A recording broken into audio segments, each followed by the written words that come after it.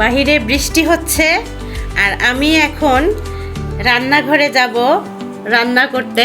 আজকে বৃষ্টির দিন, অবশ্যই খিচুড়ি রান্না হবে। তো আমি মুরগির মাংস দিয়ে খিচুড়ি রান্না করব। আপনারা দেখতে থাকেন ভিডিওটা, ঠিক আছে? আমার মনে হয় একটু হলেও ভালো লাগবে। তাহলে চলেন রান্নাঘরে যাই। আজকে একটা ব্যতিক্রম ব্লগ নিয়ে আসলাম। বাইরের ওয়েদারটা তো দেখাইলাম আপনাদেরকে।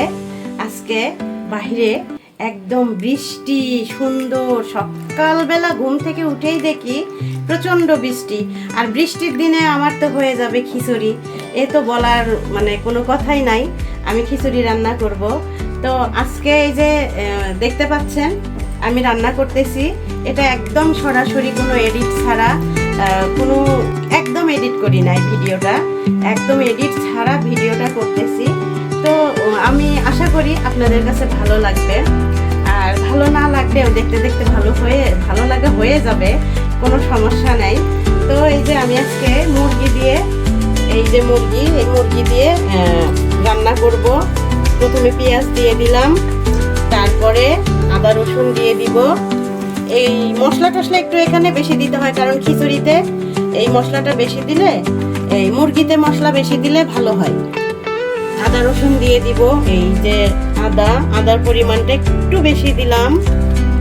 তারপরে রসুন দিয়ে দিলাম 1 চামচ।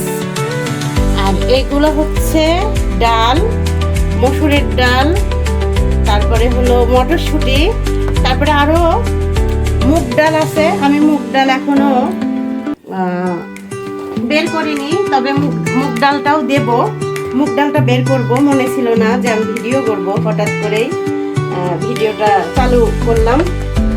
তো আমি এর ভিতরে সব মশলা দিয়ে দিচ্ছি একটা একটা করে, আপনারা দেখতে থাকেন। তো আমি ভিডিও বেশি বড় করব না। এর ভিতরে আমি সমস্ত মশলা দিয়ে দিছি। এই যে দেখতে পাচ্ছেন সব রকমের মশলা দিয়ে দিছি, তেজপাতা সব। এখন আমি হাতে মাখিয়ে দিব, কারণ এটা খিচুড়ি তো আমি ভুনা করব না, খিচুড়ি করব, এজন্য হাতে মাখিয়ে দিচ্ছি। তো ভিডিওটা দেখতে থাকেন, আমি রান্না করি। আমি পুরো রান্নাটা দেখাবো না শুধু। আর খিচুড়ি সবাই পারে, একদম ছোট বড় সবাই পারে, এটা দেখানোর কিছু নাই।